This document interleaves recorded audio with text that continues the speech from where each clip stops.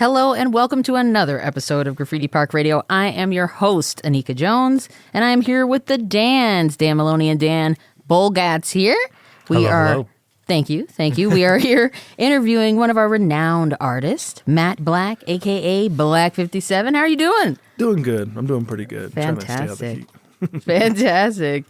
Well, we know you have a lot of different projects around town. We want to learn a little bit more about you and what you got going on. Tell us a little bit about yourself and your background. What got you interested in art? Sure, yeah. Originally, I'm from Albuquerque, New Mexico, but I moved out here when I was about 8 years old, so I think I was in 1999.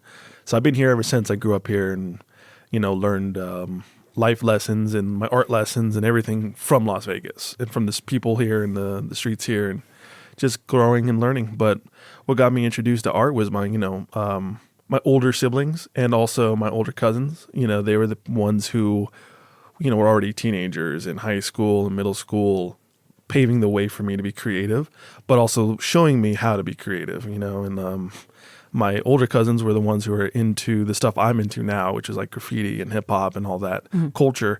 They were already doing it. So they were the blueprint for me. Okay. As a really young kid. So I ended up finding my way back to it when I was, coming of age myself. So all family was the biggest influence for me. That's incredible. Yeah. That's incredible. That was actually going to be my next question. Now, how did you get connected with Graffiti Park, and what were some of the projects that you got involved in? The first time I ever got involved, my buddy, whose tag name is Amen, he contacted me. Just reached out of the blue. Me and him go way back. He knew me back when I was just starting in walls and getting involved in graffiti on walls. But artistically, he sort of gave me some support back in the day. So it was in 2008, I think I first met him, and he contacted me. It was a few years ago. It was 2020 or 2021. Yep. That was the first project. He just reached out hey, I got this thing. Work with these dudes over at this school, but they need all hands on deck if you want to come through, and I guarantee you can have a spot. So I was let's do it. I'd love to. I haven't seen you in forever. So I came through, and I was blown away with what they were doing. I was like, oh my gosh, I want to do more of this. Because it was a whole entire school. It was every single wall. Everybody was doing something different, but it was all based on the same theme, and everyone's just painting. I'm like, this is beautiful. I want more of this, more of this. That. So I love that. From there, I tried to just make a good relationship. Yeah. Just try to, introduce myself and be like, hey, please bring me back. more of this would be fun. He's being very modest. Yeah. He dropped the dopest letters in there. Did he really? Said, the phrase was creativity changes our world. Oh, and wow. I think that's just so perfect for what we're talking about, the impetus of Graffiti Park and how we kind of all mesh together. So Yeah, I love it. Yeah, it's hard for me to see it though. It's I'm so oh yeah, let's please do more. But it's I'm glad you guys feel that way about it. I get feedback that's very positive, so I think I'm doing the right thing. You absolutely are. You're gonna say something, Dan? Right. Yeah, I was just say what is your perspective, or was your perspective as a graffiti artist or coming from that world, and then hearing the all call to come paint at an elementary school? Yeah.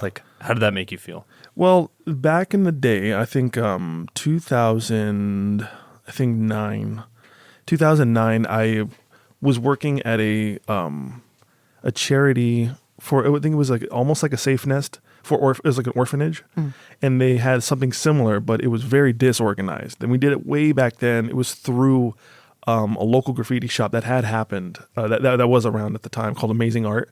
They had one spot in the Meadows Mall, and then they had a spot that moved somewhere on the outskirts of the Meadows Mall.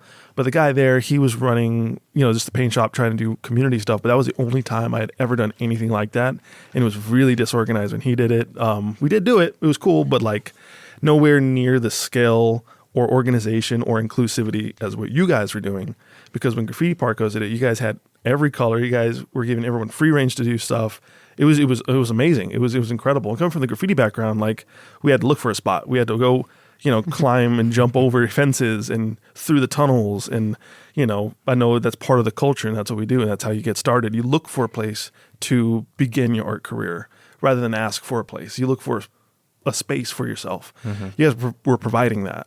And I'm like, this is incredible. So now you don't have to, you guys are providing an outlet, for that. So I was like, this is great. That's why I was the energy involved, more of that, That's awesome, man. Initial reaction was just more of this, Yeah, Yeah, exactly. I like to hear that. I like to hear that. We talked a little bit about your influences, of course, your family and influence with hip hop and things like that. What would you say your artistic style is now that you've kind of created a persona around those things? Sure. I think it ranges, to be honest. Okay. I think growing up, my brother and my friends and the other graffiti writers and artists that were in my atmosphere had a very specific style and had a very specific tone and color palette and line work and shading style that they would gravitate towards, mainly just because that's what they grew comfortable doing and that's what they knew they could produce comfortably. But, hanging out with this one friend, he's doing this style, I'm like, oh, how are you doing that? And I'd learn from him and learn why he's doing what he's doing. I'm like, oh, okay, cool. I want to try that. And I would fill up like half a sketchbook with his style, but through my eyes or through my lens, because I was trying to, see how he thinks and then multiply that times, all the years I've been doing art. I think the style can sort of be an amalgamation of a lot of styles. Absolutely. But I think ultimately you see the fingerprints and the soul through the color palettes and through the composition and through the lighting. I think even if I change my style, it should still look like I produced it. You know? Yeah. That's actually a perfect transition. I was going to ask you about your creative process. Like, walk us through your creative process from, conception to completion. Like, Sure. And that could be a particular project that you've recently done, or just kind of how you see working different projects. Sure. Well, when I come down to generating an idea or an image rather than an idea, because oftentimes there will be a theme, which is great to have a direction, because if I'm shooting in the dark, I kind of just don't know what I'm grabbing at. But oftentimes there's a theme involved, whether it be producing for a very specific client or a very specific school theme. So with those themes in mind, I sort of really have to meditate and really relax my mind. And I sort of explain the creative process in this sort of esoteric way almost, but this is the best way I understand how it works, is that there's two sides of the brain, and then the one side is constantly generating imagination.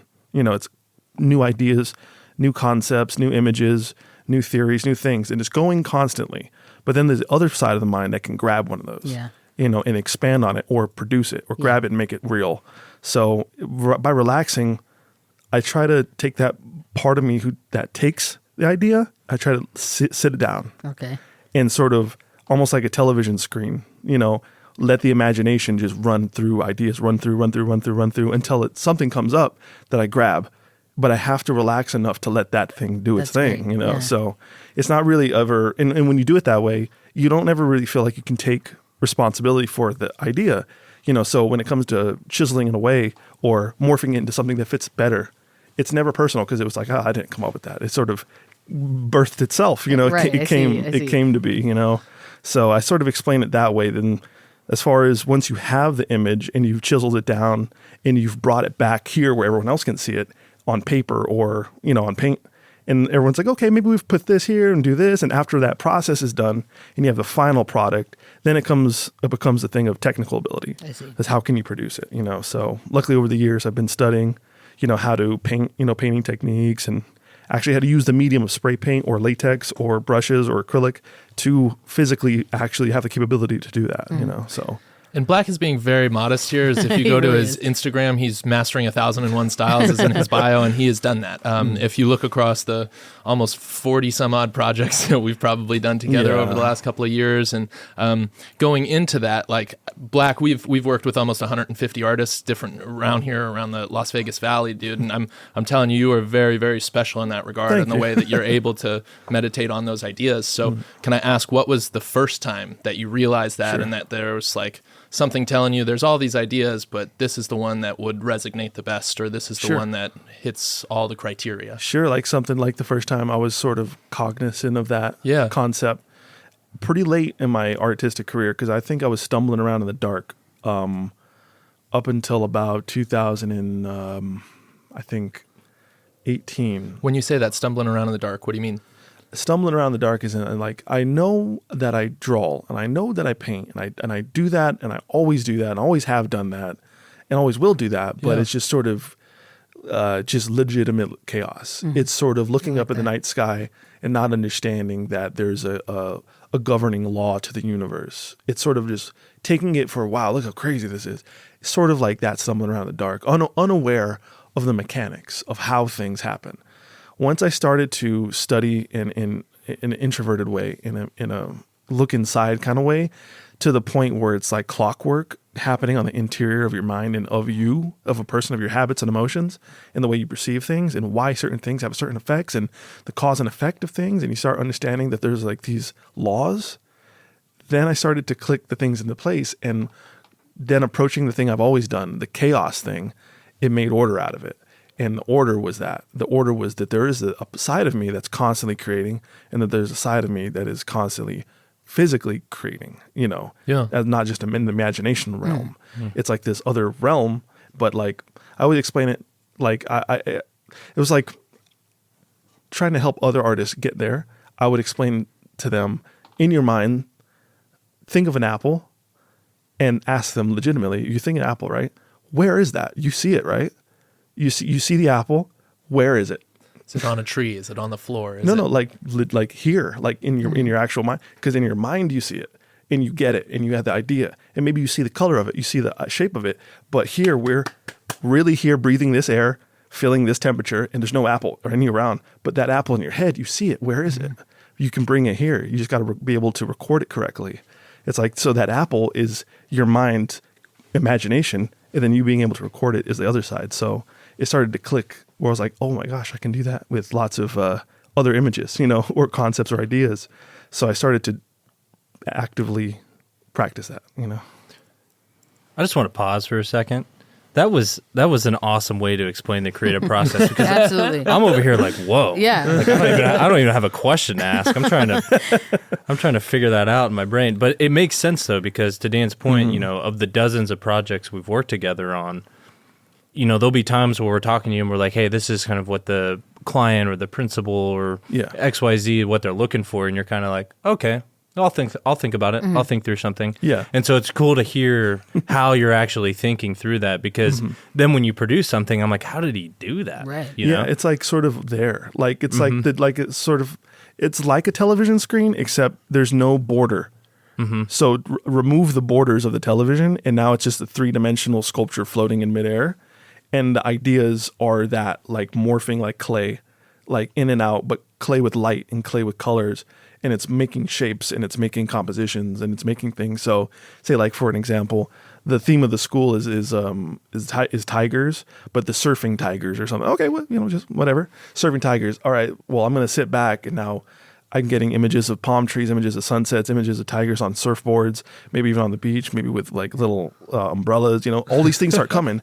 They do. And the ones that stick out are the ones that make me personally feel a certain way. And I'm like, oh, that's cool. I'd like to see that. And then it's me grabbing it, and now it's here. It's now out of the morphing clay thing. And I'll do that until I have a bag full of assets.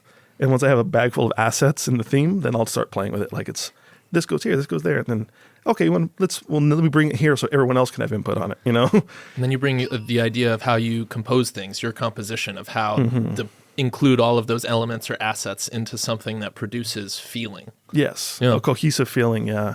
And that comes down to the personal, artistic judgment. I feel like sometimes as an artist, you want to produce something that's like along these lines, like very specific lines, so much so that you lose your artistry. And if you can pull something out that has like, okay, these are along the lines very heavily that they want, and then produce that, sometimes it can feel stale, very like stagnant and not emotional. So you take that idea and then be the artist with it, and grab it and push it, make the blues really vibrant, make the lines this sharp or fuzzier line or whatever it is, but be the artist at that point and make yourself feel something personally, and then show someone else, and oh yeah, that's cool, oh that's awesome, you hit it first try, or like, oh that's cool, we should move this around. Then just do it, and then it's like, oh look, I didn't even know that was going to happen. And so working with other people, once you have that sort of idea, you morphing it even more is the fun part too. It's like a whole collaboration thing. Using these techniques, do you ever run into any issues with creativity or like feeling blocked, or is using that a way to completely eradicate that feeling? There's several techniques. That's, I think, one of the hardest techniques is doing it the way I was explaining it, sort of relaxing your mind and going to that meditative state and grabbing those things and bringing it back. The other way you can do it is just as effective, which is an artificial way of doing it. not artificial is the terms that we all kind of now at this present day and age in time in history know what it is to say that word artificial, but artificial in a way that you look around you at what's already produced. Yeah. That's what's already made around you at this second, maybe even Google Images or whatever it is, and you take those assets and you put those together. So there's several ways of doing it that's just as effective, except with that way you're not just generating things out of your own head completely, but that's totally okay. It's like reference images, you know, like if I want to reference what a tiger looks like anatomically correct, you know, I have to look at what a tiger looks like, you know. So maybe grabbing one that has the right lighting, like, oh, that's perfect. I don't even need to think about how I want it to be composed because that's perfect. That gets the job done, you know. I'm okay with that. So you can play with that one and bring that here, and you can gather assets that way. So several ways of doing it. So even if I'm blocked on one end, there's another way of still getting the job done on another end. Or at least gets the ball rolling to get you. And maybe some of those artificial tools then prompt you to go into that other visualization exercise. Exactly. So Yes, it can inspire you, you know. You know, and I always say too, for inspiration, anything.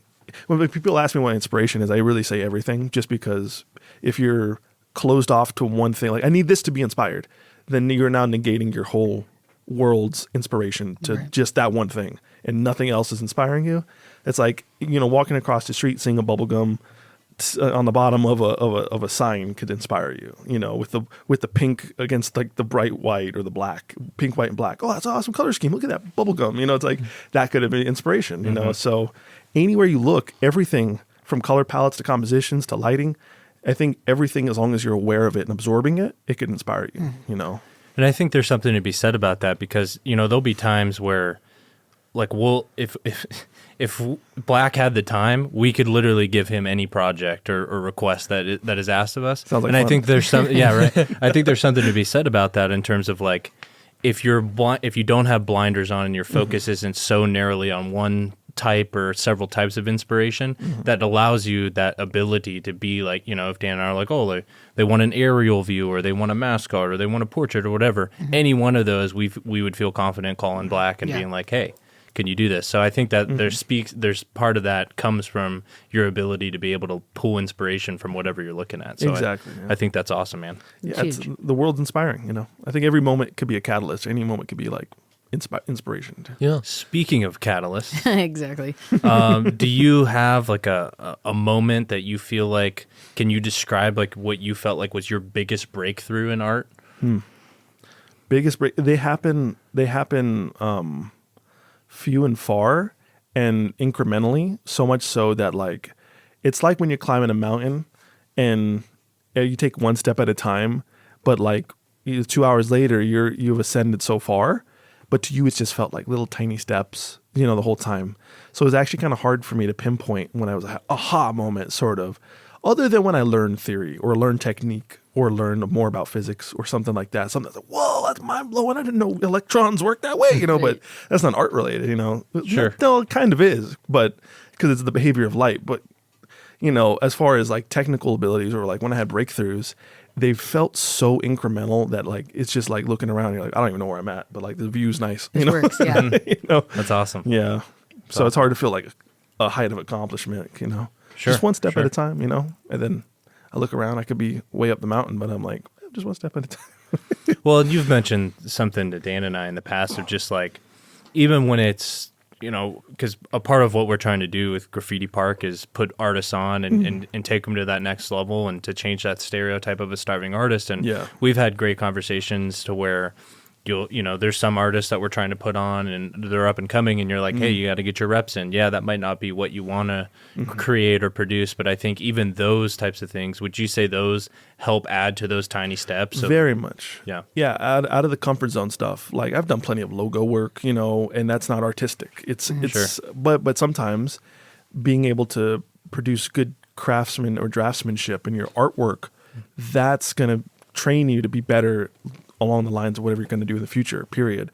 If you've never had the force to want to paint a dog ever, but someone's going to pay you to do a dog, they're going to pay you to learn it. So it's really valuable to try things you wouldn't normally want to try or ever try in your personal artwork. I always say that there's like the starving artist I always say there's two different kinds. There's working artist and a starving artist. The working artist has no time, but he's got money. The starving artist has all the time, but no money. You know what I mean? That's Right. just the reality. You know, Right. and it's because of the type of artwork. I feel like a lot of the times as an artist, you know, I personally want to create a certain type of art that resonates with me, that I feel such joy creating. But oftentimes, sometimes, I'm going to say sometimes, not oftentimes, but sometimes that doesn't resonate with everybody else. Sometimes you got to give society what they want. You have to produce a value, and to be a working artist. And if society sees your value as a working artist, then they'll value your time. Absolutely. And they'll value it in a way that they'll make sure that you're taken care of. You know what I mean? So I feel like some starving artists don't see it that way. They say society must value me based on my personal feelings.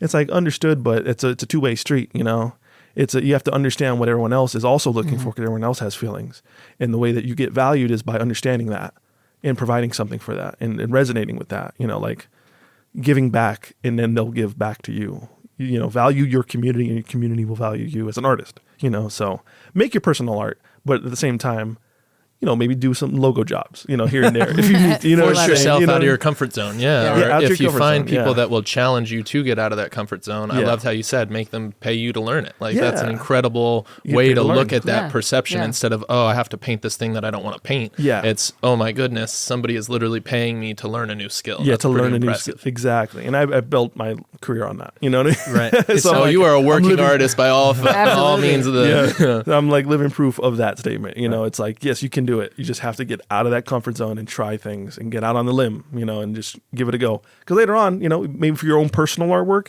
that commission you did for butterflies that you hated doing, maybe now the butterfly thing, since you did it so many times, it'll fit into your personal artwork. You know, Absolutely. You know, Absolutely. So it sounds like there's like a balance when you're talking about like creating for an audience or for yourself. Yeah. You really have to like take a look at both of the things and see how they play into one another. Yeah, because it's important to create for yourself as an artist, because it's like an exhaust system, you know? It's an emotional exhaust, it's an outlet.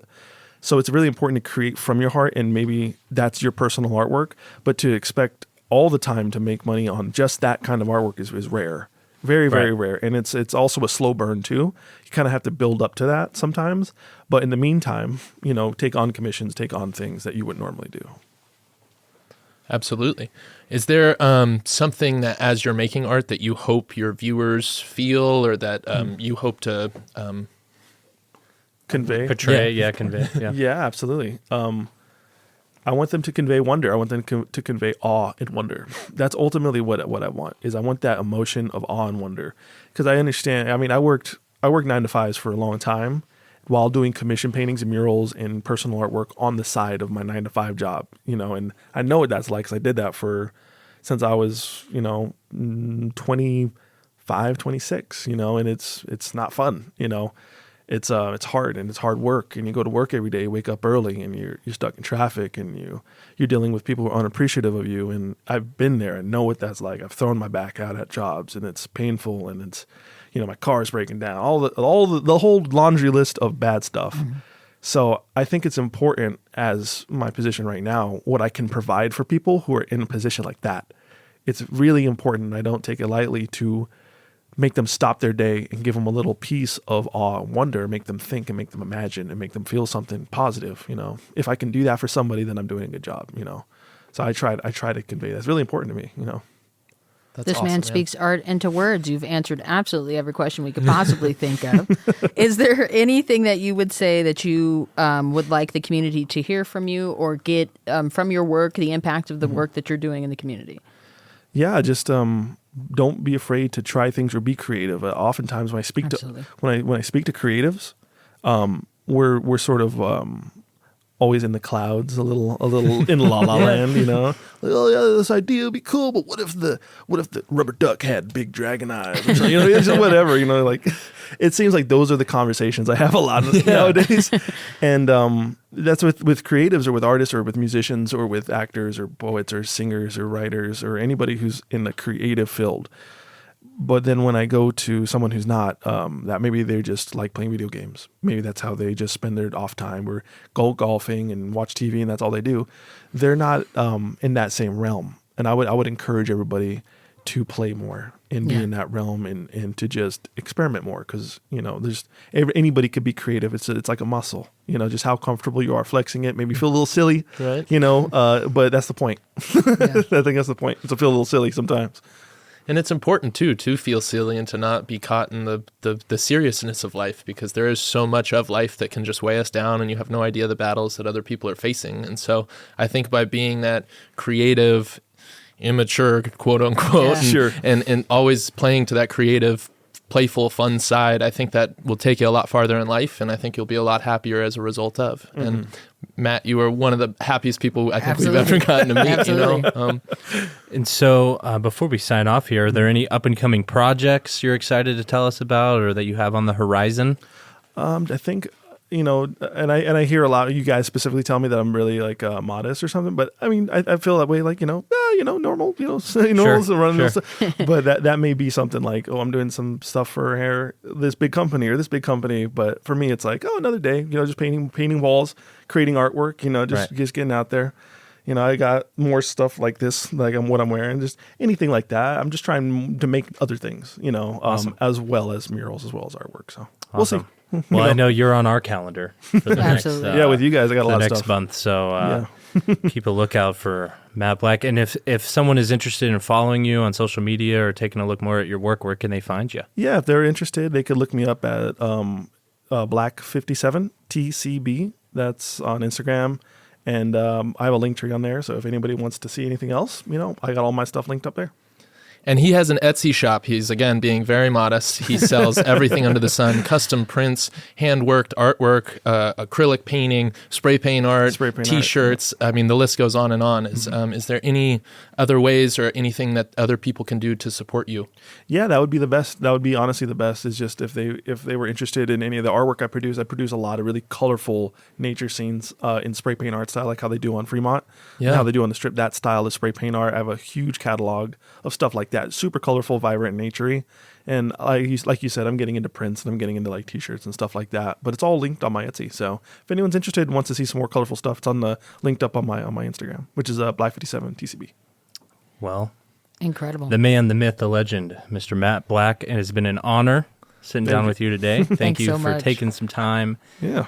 You guys know where to find him if you are interested. If you are interested in hearing more or learning more about Graffiti Park, you can find us at graffitipark_LV on Instagram. That's all. That's where we're at right now. I think it's just Instagram. Or graffitipark.org. You can find us there too. Thank you for tuning in. I hope you have a fantastic Sunday or whatever day that you're listening to this.